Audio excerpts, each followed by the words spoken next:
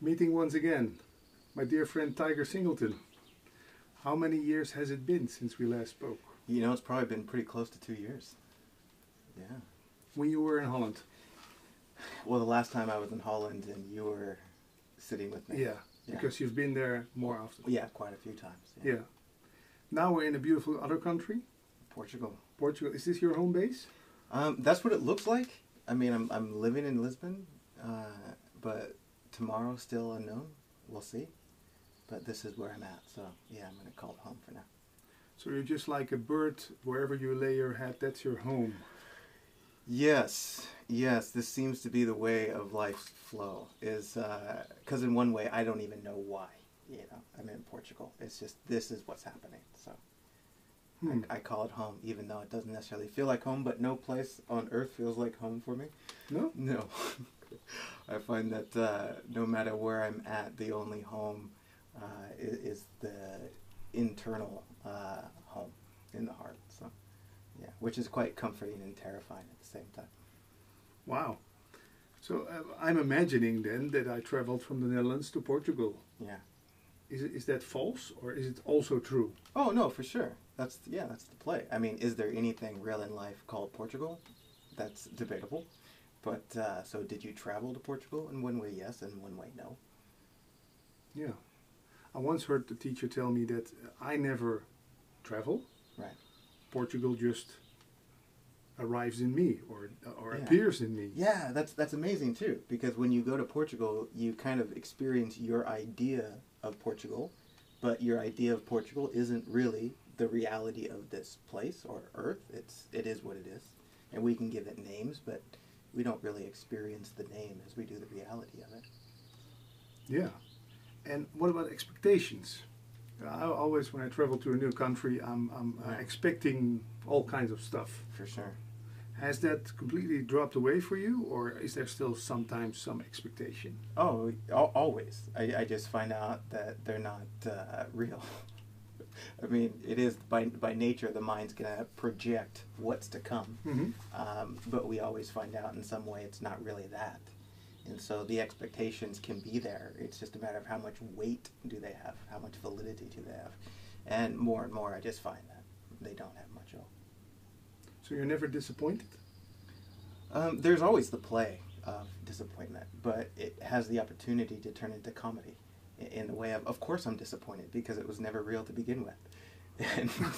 And I thought it was real for a moment, and then I found out it's not, so thus is the cosmic joke. Okay, so you laugh it away, you laugh about it, or if something goes wrong or not as expected? Yeah, well, that's the play. That's what we're always running into, is life will never conform to our idea about life, which is our expectation. We never find our expectation, and in the moment we think we do, then it disappears again. The moment we think we captured something, it slips through the fingers once again. And so for me, this is the cosmic joke, is that there's nothing for me to hold on to in this life, because everything I think I am holding on to will show me that I'm not. And so the invitation is to release life back to life, release circumstance back to circumstance, and let the play be what it is. And how does that feel? You know, it feels, it's liberating. I mean, but only in contrast to what it feels like when you're arguing. It's like we have that experience when we're arguing with what's happening, but when you realize that the argument is false, there's no reality to it, then the burden drops. In the same way that someone might argue with wintertime. They might say, winter, you're rude, you're cold, you're heartless. But then you see that winter is what allows for life to be life, and without it, there'd be no life, there'd be no you, there'd be no experience. Then the argument drops and says, oh, I'm sorry, that wasn't you. It was me arguing with what you are, and now I see what you are, and there's no need for argument. And so in that, the burden drops, and then liberation shows itself in the way that there wasn't really an argument. There wasn't really a need to reject the winter, because the winter is innocence in its being, that it must be in order for life to be. Today it's not winter, it's almost summer. Oh, it's beautiful. Yeah, I immediately start complaining, phew. Right, yeah. I'm not built for this weather. Yeah. See, and again, we can always find something to argue with, regardless of the season, which is the comedy. Which is the comedy of it. Yeah, it's great. but sometimes it looks like I'm suffering from certain things. Yeah, it looks like that, doesn't it? Yeah. When it's hot and the air conditioning in the car we drove is broken. Right. So it's quite a drive then. Yeah. What's the right way to approach that then? Just laugh about whatever way you approach it, man, because you're going to learn, either way, so it's all good. The liberation is in seeing that you're not actually arguing with that something out there. You're not actually arguing with the season. You're arguing with your argument. You're not actually arguing with anything that's real.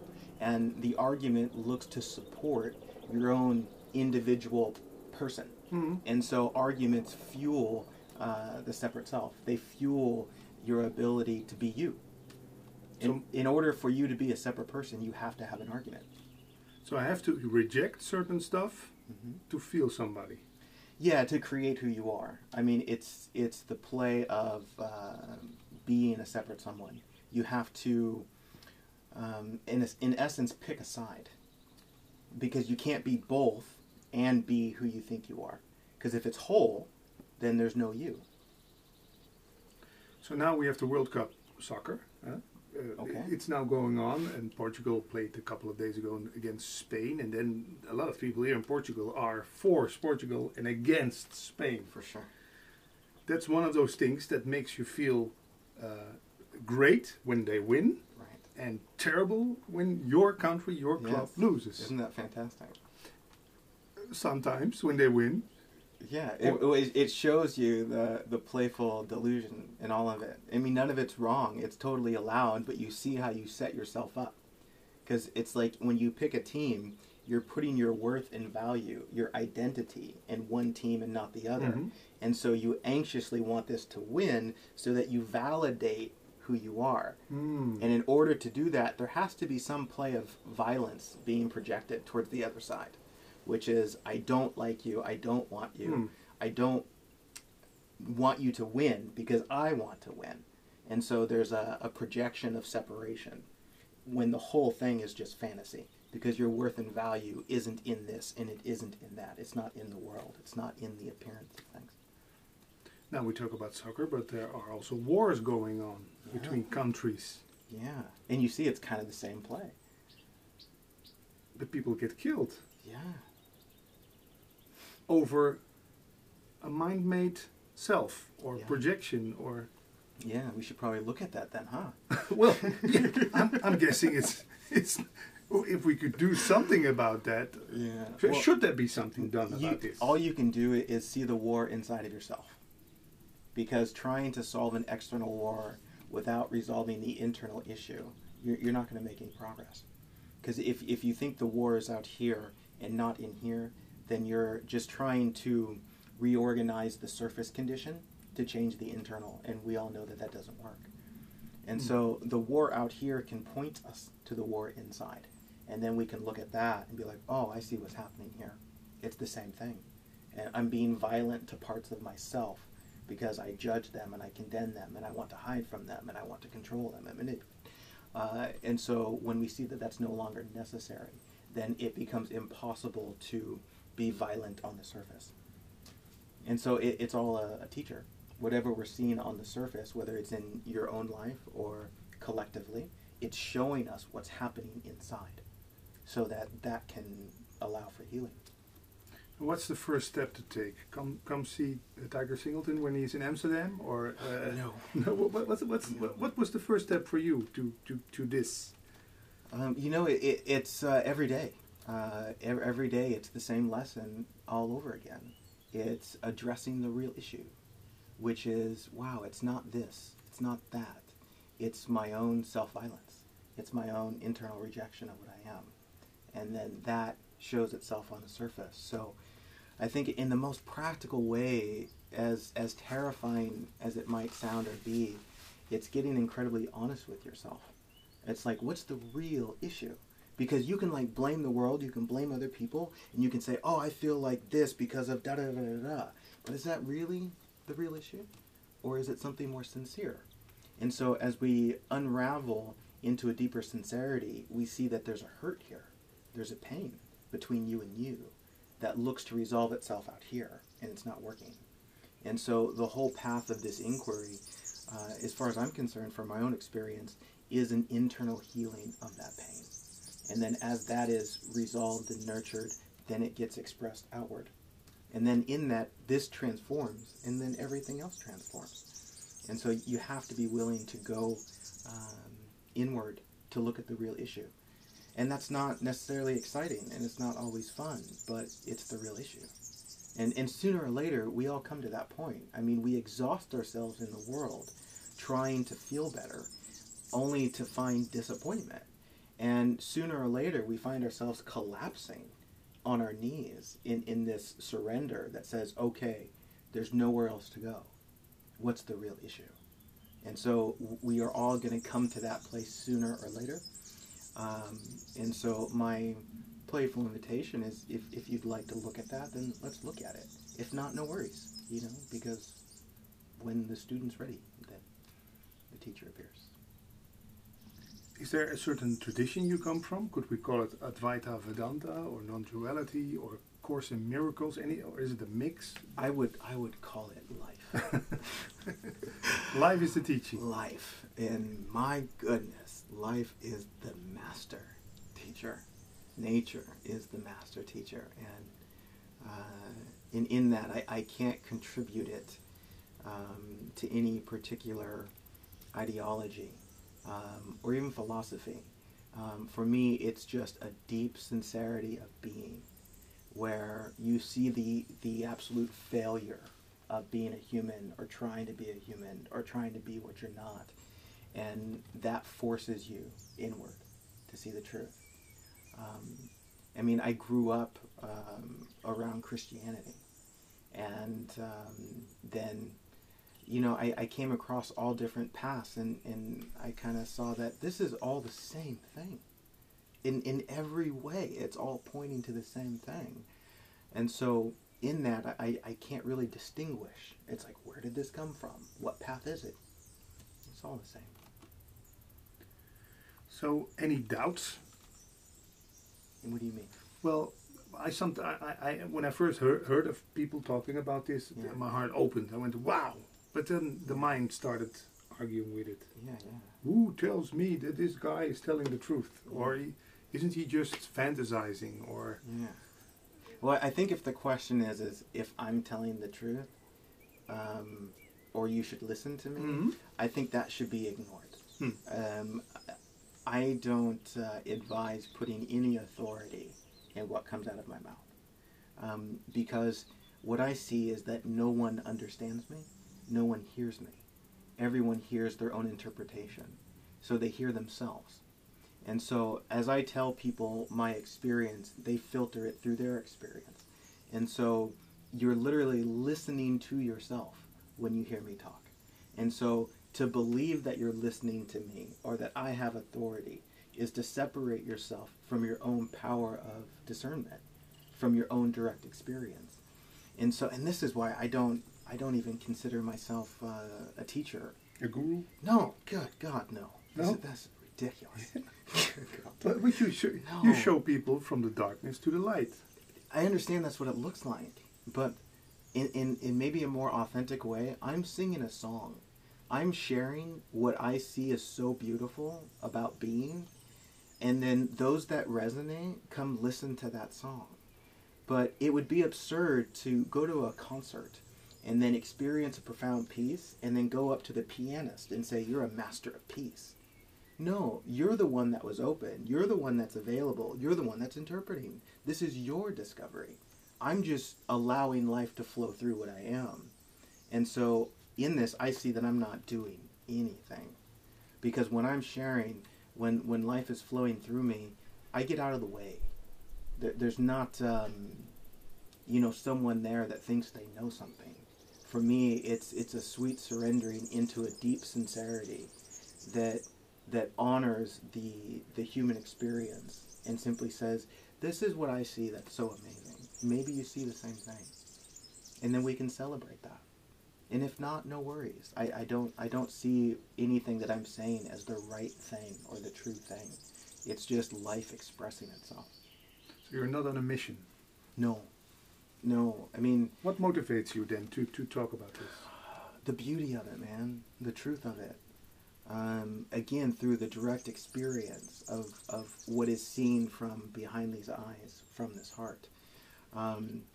In the way that a painter is compelled to paint, there's a beauty that wants to be shared. And if the painter doesn't paint, they go crazy because they're not allowing the authenticity, the truth to move. And so it's the same for me. I can't help but share what is seen as lovely. And if I don't, then none of this makes sense to me. It's like, if love isn't to be shared, then what the hell's the point? And so it's not even of my own doing. It's just the most natural thing to do. It's the most effortless thing to do. Mm. And that is more fun and more enjoyable than trying to force something, or even to think that I'm on some sort of mission. That doesn't make sense to me. Other than a mission to serve the truth, to serve God in the way that I might articulate it. But in the service of that, it doesn't have anything to do with me. It has to do with life being life. So let's say you wouldn't talk about this for a year. Would you then maybe get depressed or so? You don't know. Yeah, I don't know. And any feeling of depression wouldn't be correlated to any form of expression. Because it's like me sharing, the liberation in sharing, doesn't conform to a certain form of sharing. Mm-hmm. It's more about a sincerity. And so the play of depression arises if sincerity isn't allowed to flow. Ah. It doesn't have anything to do with the form, because the truth takes all form. Yeah. It can show itself in many different ways. Yeah, I can. And you never stop sharing. I mean, I might be sharing in what we might call a satsang form now, but who knows about next year? It could be totally different. Music. It could be. Books. Yeah, I mean, and sometimes I don't share. It's like I won't write anything, I won't say anything, but yet there's still a sharing happening. It might be with people close to me. I might be in the space of deeply listening to someone, which is its own form of sharing. And so when I don't allow that to flow, which is usually because of some fear, then I start to shut down, and there's a pressure that builds up because there's a deeper sincerity that's trying to emerge. And so we all go through that sort of space as a recalibration to clarify in a more sincere way what it is that's moving through us. So let's say I'm not enjoying my work anymore for about 2 or 3 years. That could be because I'm not sincere about what I'm doing anymore, because it's not coming from, as we say, from the heart, or just naturally flowing. Yeah, and in a way, I would say that it's not even so much that I'm not enjoying the work. It's not so much about the external. It's what's happening inside. It's like I'm denying a deeper sincerity that wants to share in a more sincere way. And so you can't really blame the work, because that is what it is. What is to be looked at is the denial of the sincerity. And the reason we don't allow for a deeper sincerity is because we fear judgment. We fear the collapse of our imaginary self. Loss of status, income. All of these things that don't really serve the truth of what you are. The things we hide behind. And is it about courage then? Willing to go into a free fall of not knowing whatever you're going to earn next year, or wherever you're going to live, wherever you're going to be with? Yeah. I love that. I mean, willingness is the beginning and the end, as far as I'm concerned. And then a courage shows itself until it's seen that even courage isn't necessary, because there's nothing to fear. But courage plays a part as we begin to open up, because we see things that we really think are there, that we fear. And so the courage starts to trust more in the truth, even though you can't see it in the world, even though you can't grab it. You start to trust a deeper sincerity more than what is on the surface. And that can look like a courage. And we all experience that, because the play that happens, it's like we go through the same lesson over and over and over again, which essentially is that the truth wants to move. It wants to be seen. But in order for the truth to be seen, it's going to jeopardize all that is not true. And so all of the illusions we try and hide behind get threatened by the light of the truth.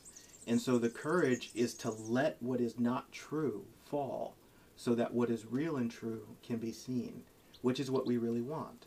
And so we all have this like internal alarm where we feel twisted inside. Mm-hmm. We feel like we're shutting down. We feel like we can't even think straight.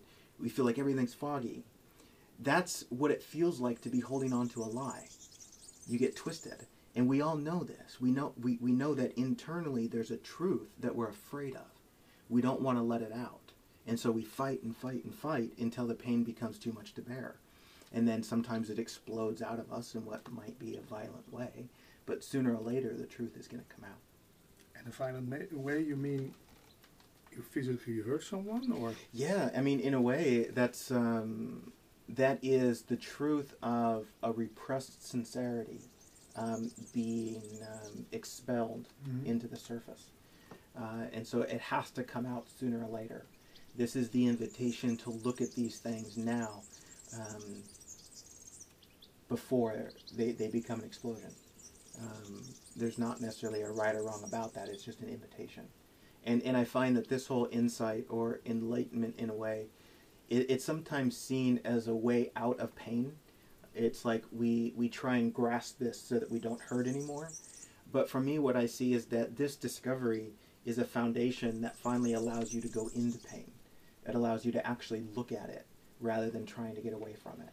And then when you look at it, it shows you something quite profound, which is what you're looking for. It's like in a way, you're looking for the pain, but we're avoiding it. The pain wants to be held. The pain is a doorway for love to be extended. And so it's like the pain are the denied parts of ourselves. And so what that is asking for is the love that we are.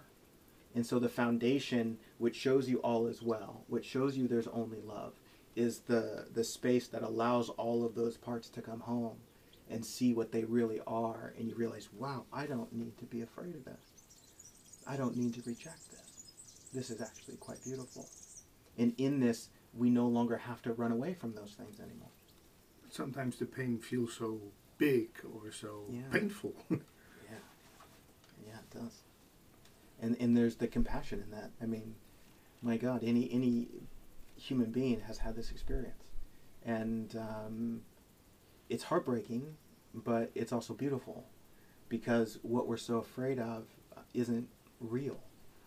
It's an imaginary monster that we run from. And as we run from it, it becomes bigger. Yeah. It's like the monster under your bed or in the closet. Yeah. The more you think about it, the bigger it gets in your fantasy. Exactly. And no one can tell you that it's not real.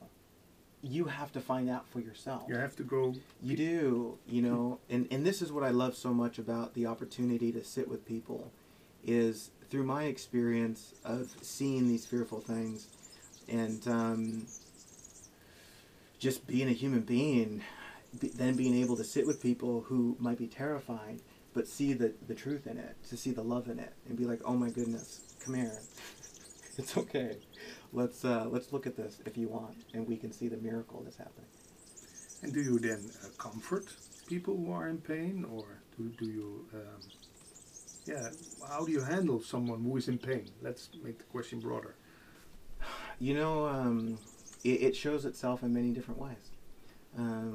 In the same way that life handles us when we're in pain. Sometimes you can look at life and say, life, you're being a dick.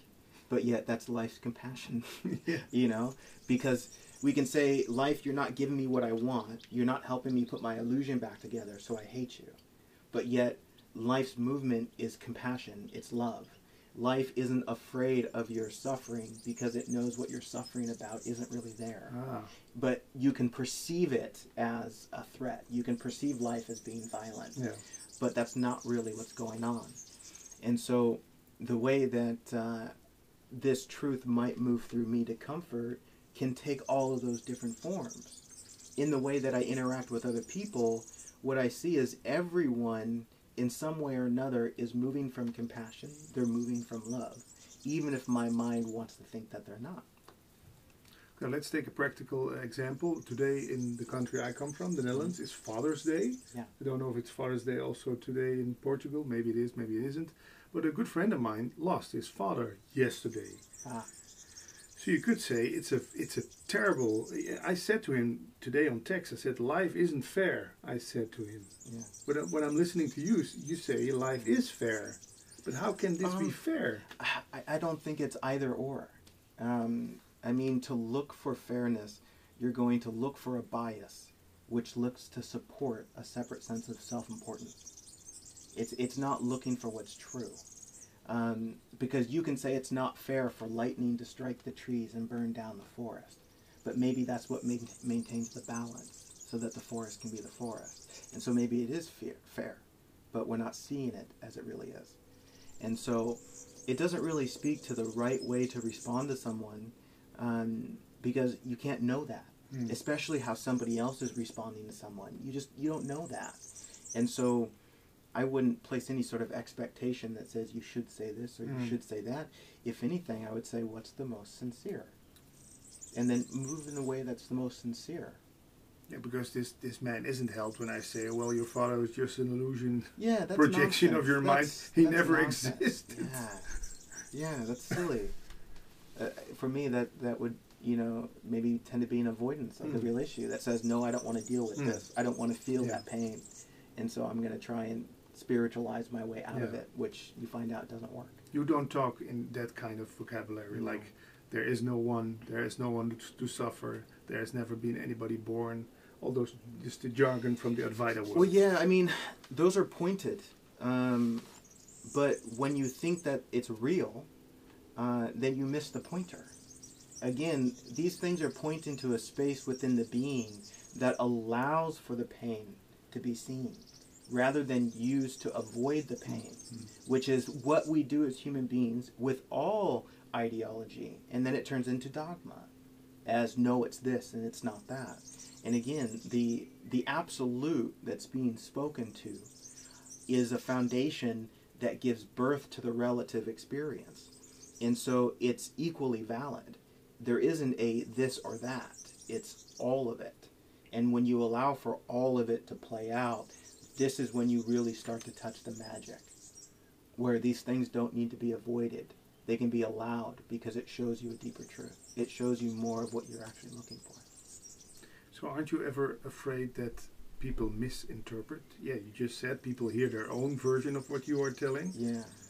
This could be made into a dogma or made into a set of life rules which my ego can use just to avoid pain and start yelling at everyone. Yeah. In a way, this would be, one of the fears that I have in doing what I'm doing is the misunderstanding of my role in this. Because for me, I see how monumentally unimportant this character of me is in this discovery. And to assume that I'm saying this and not that, and this is true about what I'm saying or this isn't true, I think is missing the point. I'm not trying to solidify what is truth with the language that I'm using. You're not here to defend any message. Yeah. No. Yeah, and I think that we just kind of missed the point. And it's unavoidable. It's going to happen. But again, the sincerity within me that moves is still going to move.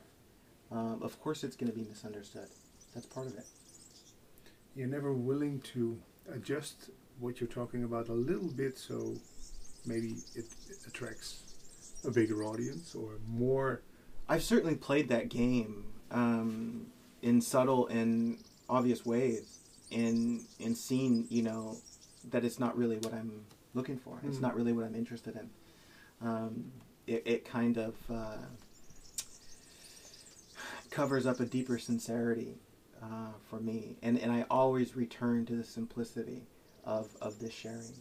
that really is like this authentic love that just simply wants to bow to people and say, I love you, and I'm sorry. I'm sorry for what you're going through. I love you. If you'd like to rest with it, then let's do that. But none of this idea of I'm this and you're that, or I know and you don't. That's just nonsense. So when someone starts worshiping you, you immediately cut that off and say, don't be so silly, or come on, stand up, don't kiss my feet, or whatever silly games are played in these guru-disciple roles. Yeah. I mean, again, I've had such experiences and different responses to different experiences according to what I intuitively felt. Because I understand the deep sincerity of the play of a student honoring the play of a teacher. I understand the heart in that.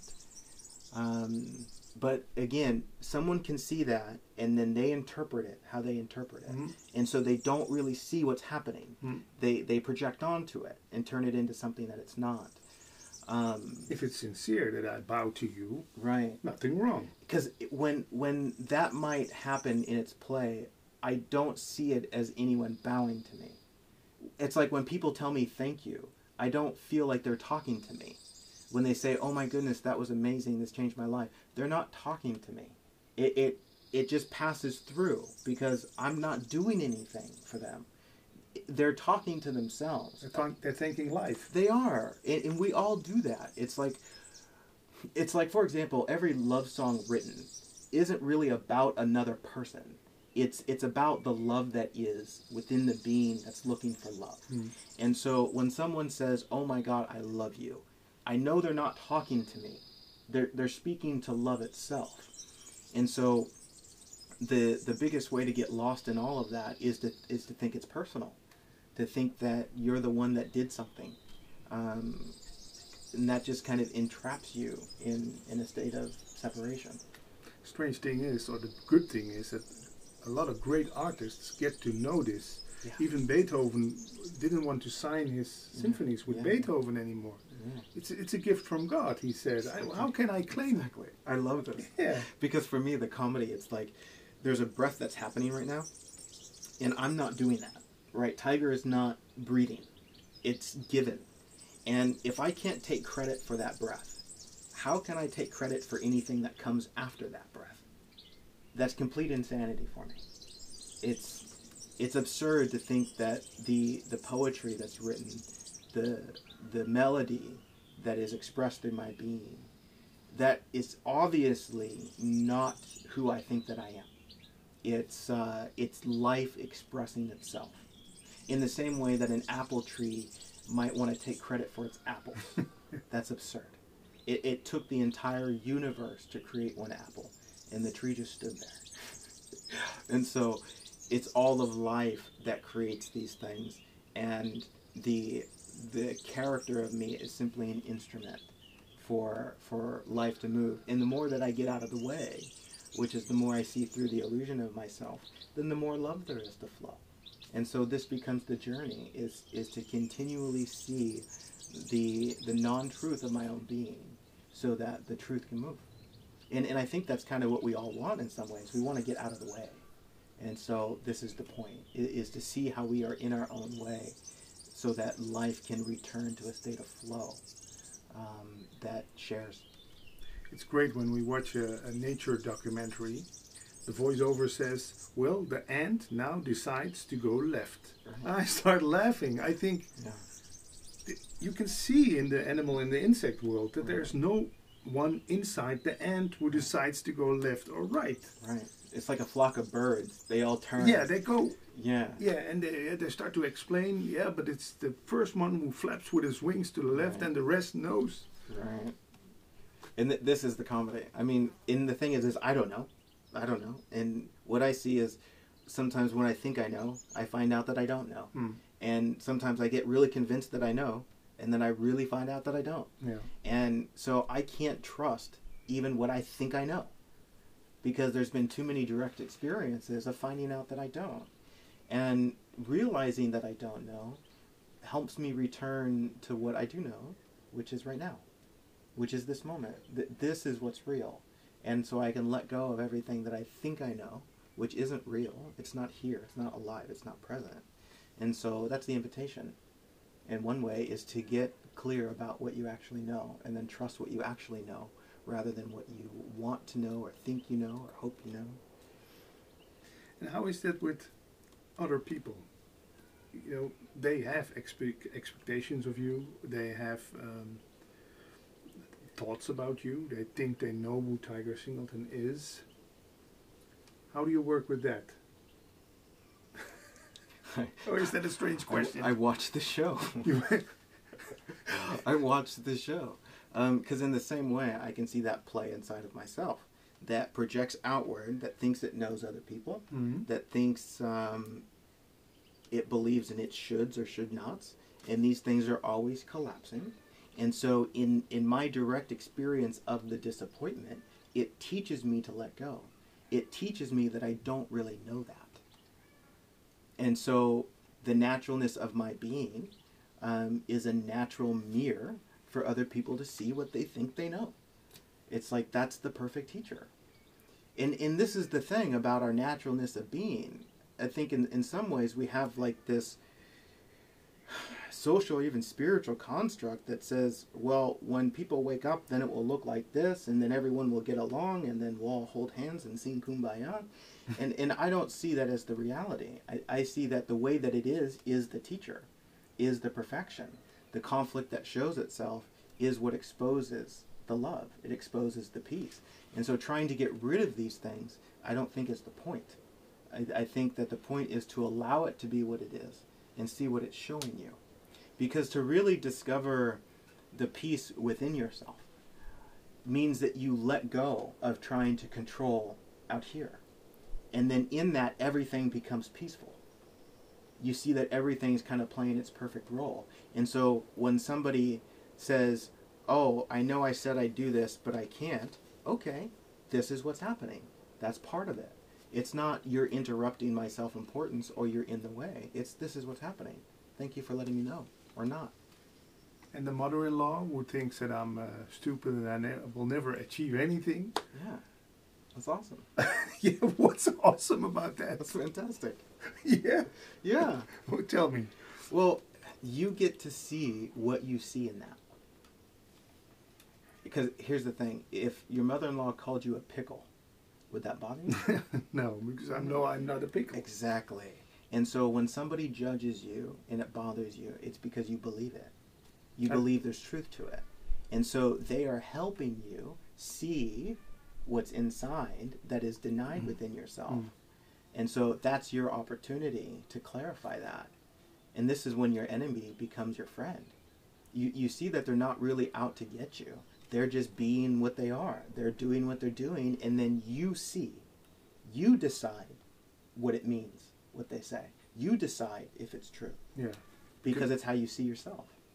If it was said in Arabic or another language I don't understand, Exactly. I would just watch. Yeah, and you know what? This opens up such a great door into the humility that this is okay. This is okay that we have this self-judgment. This is okay that we think that we're not enough.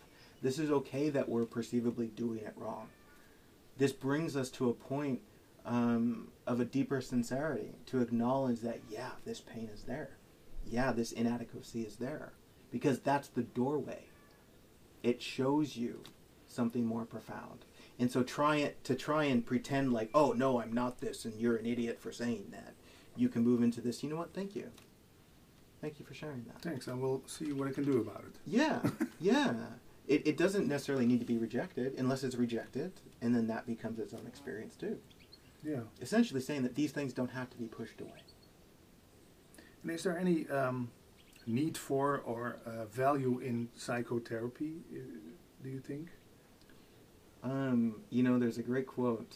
I think it was from Alan Watts, but he might have attributed it to somebody else. But he said, the one who thinks that they should have their head examined should probably have their head examined. It's true. And so in this, I would say you can't get it wrong. If that's sincere, then explore it. You know, if that seems like it offers some sort of solution, then follow that sincerity. I can't see anything that would be misguided about that, because I was just thinking about this the other day, the play of psychology, but that has its place, just like everything else. Of course. And it can be quite the trap to deny aspects of the play, of reality, whether it's just doctor or medicine or whatever, to hold on to a spiritual idea or to hold on to some sort of ideology that says, nope, I'm going to reject this because I'm this, rather than opening yourself up and say, okay, well, what's the most sincere thing here? What's the most natural thing here? And then see where that leads you. It's not a predefined answer. It's not, it'll be this or it'll be that. Can you open up to what's sincere? Okay, let's take another example. Ayahuasca. It's a big thing now. Huh? Yeah, the medicine plant. Maybe we can find it over here somewhere. We can start. I'm clueless on how to make it. Of course, you could say that has its place, but it's being offered as being the doorway to enlightenment or the path. Of course it is. Yeah, because they want to get people in. Well, that's the game. Is that there's something that's offered as the answer, and then you find out that it points you to the answer, and you see it wasn't really the answer. And the more you think it's an answer, then it becomes its own addiction. It becomes its own God, which shows itself as a false God in its own way. But like all things, it's a two-edged sword. And so you can either allow it to serve or destroy. And so again, go into it with sincerity. I've never experienced it myself. I'm not particularly interested in it. They tell me the plant will call you when it's time. Yeah, and it may not be, and so you get to find out. So you're not against anything that is being offered in this spiritual world, in this world of self-inquiry. I don't even know if it's an issue of against or for. I think it's an issue of I don't know. I know my experience. Do I know your experience? No. So what could work for you? Exactly. Doesn't work. Could not work for you. And what I can communicate is what works for me is a deep sincerity. Is rather than doing what other people want me to do, looking inside and asking myself what's true, what's sincere. And could you know, or do you know, if people are sincere in visiting you? No. And does it bother you? If No. Because there's some teachers who say, well, I only want sincere students who come to me with a real urge to wake up. Well, yeah, I mean, there's, I guess, the flavor in that of the invitation, in inviting a sincerity. But whether I know if they're sincere or not, I can't really say that. And to even try and figure it out sounds kind of exhausting. I think it would just be another thing that I would find out that I don't really know. And again, this eliminates a lot of the frustration or disappointment in this sort of offering. Again, the idea that I have something for you or I know something that you need to know is exhausting to me. It's just not about that. It's like, for me, the idea that I'm a healer or that I'm a teacher implies that I know what you need. And I don't. But I understand how the language might sound like that. It can be interpreted like that. And all I can say is I'm sorry for the misunderstanding, but that's not what I'm trying to communicate. So you're visiting our beautiful country again in a couple of weeks? Yeah. It's the last weekend of June or the 1st of July, or when is it? Oh, goodness. I think I arrive on the 22nd of June. Okay, the day the summer starts. Yeah, and then we have an 8-day retreat in Portugal here, Okay. August 24th, which will be, just a sweet time. Yeah? Just a sweet time. How does that work? Is it a silent retreat? I'm sure there will be some silence involved.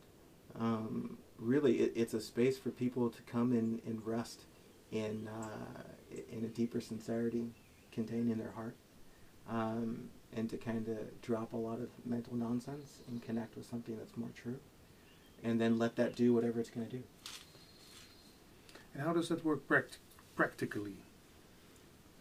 Well, we have, there's yoga and meditation in the morning for those that appreciate that. And then twice a day we'll sit in satsang. And then there might be some group activity, some workshops. And then we'll have some music probably. And just hanging out. Amazing food. Yeah? Yeah. Vegetarian? Yes, I believe so. My friend, who is an amazing chef here in Lisbon, Anna Katerina, the Zen chef, she's coming up to cater that. And she just does, oh my God, such a phenomenal job. It's like my dream is to be able to just put her in my back pocket and take her everywhere I travel. Personal chef. Yeah, and just cook for me. It would be amazing. And is it like in satsang, as we are sitting, do people get on stage with you and ask questions, or do you talk and then last part questions? Or? Yeah, it's not very common that I do the come up on stage thing. And granted, it's relatively small numbers, and so it's not necessary, I guess. I don't know. But usually the format is I just share from my heart, not really knowing what I'm going to say. My play in that is to forget everything that I think I know, and then ask myself, what's the most sincere thing I can say right now? And then speak from that place, and then we end up in some sort of dialogue and Q&A and reflection. Just very kind of spontaneous, but there is somewhat of an outline.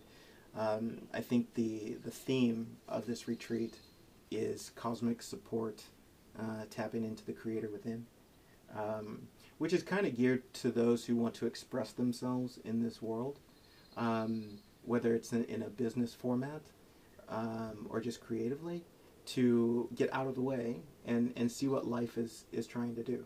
What is the love within, and how is it trying to be shared, and to eliminate the perceived difficulty that's trying to hold on to something that's not true. And you really get to see how effortless it can be. It reminds me of a great quote by the late Dr. Wayne Dyer, who doesn't live anymore. He said, "Don't die with your music still in you." Yeah. That really touched my heart when he said that. Yeah, and oh my God, that's so beautiful. It's so beautiful because the potential for the human being to open and let this song to be sung is fascinating, and seeing not only through my direct experience but people that I've been around, to watch them open and to watch this song emerge that they were so terrified to sing, so afraid of all of these things, and then to find out that there's nothing to be afraid of. It's really, really fascinating and very human. This is what I love most about it. It's very human. It's not about, oh, I want to be blissed out and I want to have a spiritual experience. It's, no, what's really here? You know, to embrace all the stories believed without denying them. To embrace the insecurity, to embrace the fear, and see what it's pointing to. It's so beautiful. Great. One last thing, it reminds me about this Sincerity. There's a singer who also passed away some time ago, Andrew Cohen. Yeah. I saw a documentary about him, and he was on stage singing his song, and about 3 songs he said, "Sorry, I don't feel it today. I can't perform this now for you." Right. So it really, that was so sincere that he said, and he said to people, "You can kick your mother. I cannot sing these songs today for you. I don't mean it," or something. And he got off stage. I love it. Yeah. I love it. So you ever in satsang and you think it's not coming from itself today? I have to make it shorter or quit, or. You know, I'm almost tempted to say every single time there's a play of that. It's like there's always, not always, but a lot of the time, this nervousness that arises. That its deep sincerity is, I don't know what to say. And I'm here scheduled to talk over a weekend for 18 hours. And I have no clue what to talk about. And that nervousness is, in a way, inviting me to acknowledge the truth. That you're right, I don't know. And so can I move forward in that? Can I still show up from that sincerity and not know? And And from that space, I find something more sincere comes out. And I always end up talking about something that I never planned on talking about. You're also amazed sometimes, or maybe surprised by what's going on. I would say every time. Every time. Yeah, because there's a deep sincerity that as I'm sitting there, and I'll start in silence, and inside there's this acknowledgement, holy shit, I don't know what to talk about. I don't know what to say. And then there's this poetry that begins to flow. And again, this is the approach for life. You know, I kind of show up, and it's like the deep sincerity is, I don't know what I'm doing. I don't know, like, how to be a human being. I just know that I'm here. And everything that I've tried to make happen or tried to work has failed. And so I'm going to keep trying? Yeah, sometimes I do. And then I fail again. And so this is the teacher. It brings me back to this deeper sincerity that says, you know what? I don't really know what I'm doing. This is what it seems like, but I don't really know. And in that, it releases a great burden of having to pretend like I know. But there's a big, how do you call it, taboo on that. Yeah. Saying that you don't know. What? What's wrong with you? Yeah, and this is the fear, because the social conditioning is that you're supposed to know. And it's like the last thing you want is someone to ask you what's your plan in 10 years and to not know. You know, who wants to be that guy? But for me, it's not an issue of should or should not. It's an issue of what's true. And the truth is if you ask me what should happen tomorrow, I don't know. Because when I look at my life, as far back as I can remember,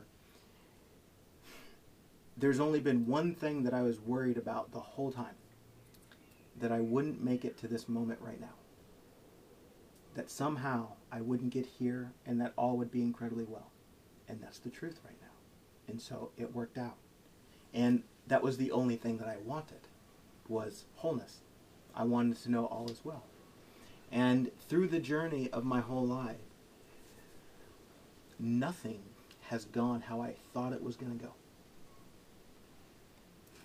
That's your answer. So what am I going to do? Yeah. And I see that in it not going how I thought it was going to go, I discovered the most profound things. Through it not working out, I discovered a deeper devotion for what's real and what's true, for the heart. And that didn't come by getting what I wanted. And so why am I going to keep trying to get what I want, thinking that that's the answer? Rather than realizing, my goodness, life, you know. You know what my heart desires. You know what this is really all about. And so I give this back to you. And the invitation is to give the self back to the self, or back to life, which is the acknowledgement that I don't know, but something knows. It's like, how does this forest be the forest? I don't know. And the forest itself doesn't know. Exactly. You can look out and say there's 10,000 things and think that you have to manage them. But you realize that it's not 10,000 things. It's one thing, breathing. And in every appearance of thing is doing exactly what it's supposed to be doing in order for the forest to be the forest. And when you see the whole forest, you say, my God, that's amazing. That's beautiful. And so I give life back to life and seeing the wholeness of what it is and saying, thank you. I see you. You're amazing. So is it just about showing up and being available? Or even that's too much words? I mean, it is. But, I mean, it's radical self-honesty. And it's not necessarily a path that's all smiles. And I think that's the misunderstanding.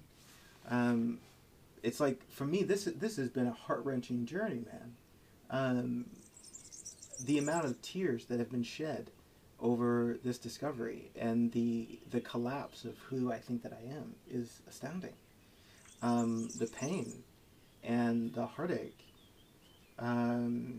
is in its own way very real for the human experience. And so I think that this needs to be taken into an account, because I hear people say, yes, I want to see life like that. I want to see the truth. But do you really? Do you want to really see everything that you're holding on to collapse and see that it's not real? Do you want to see that you're not really hiding, even though you think that you are. Do you want to see that who you think you are is irrelevant? No, you don't. No, you don't. And this is why we have a hard time. And there's a complete innocence in that. I mean, it's not wrong or bad or anything. It's, do you really want to see that? And this is why people tend to wake up to this through painful experiences. Because it's the suffering of life that attempts to wake you up. Because we're suffering over that which isn't real. And so the invitation through the suffering is to let go of what's unreal and connect with what's real. The suffering isn't necessarily required, but it is the teacher for sure. And so I really invite people that this isn't an inquiry of feeling blissed out.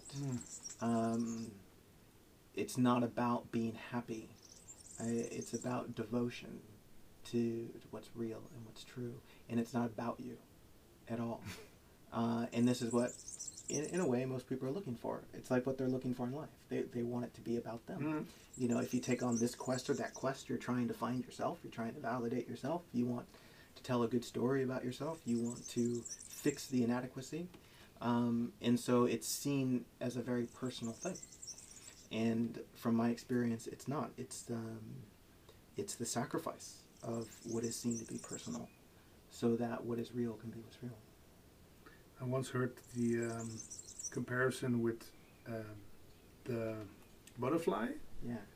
And before it's a butterfly, it's a Caterpillar. Yeah.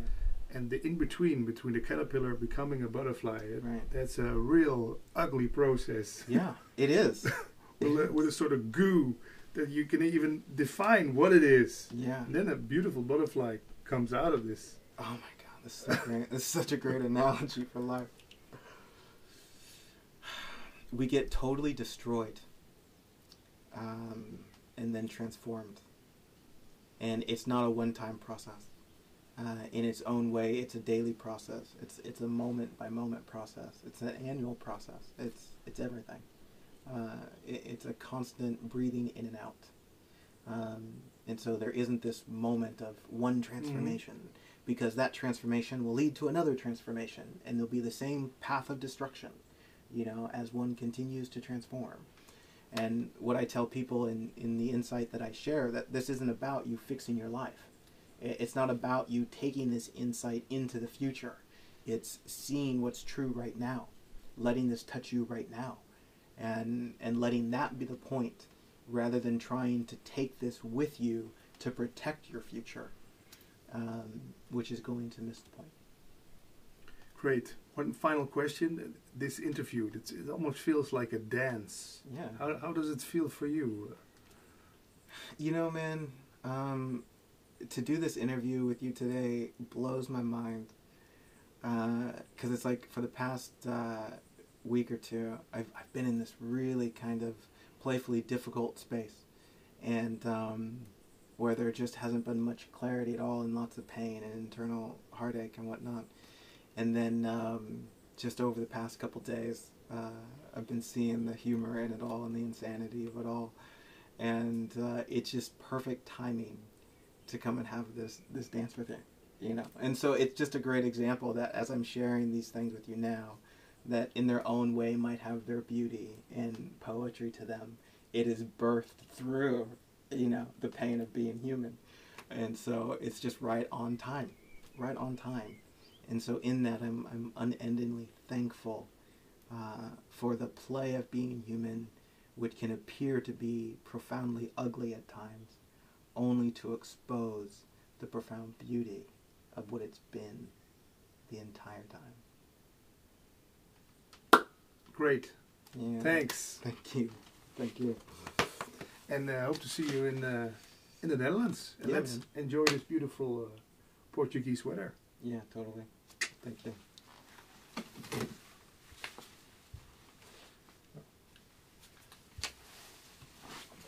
Kon je het een beetje volgen? Ja, supergoed. Mooi. Heel mooi.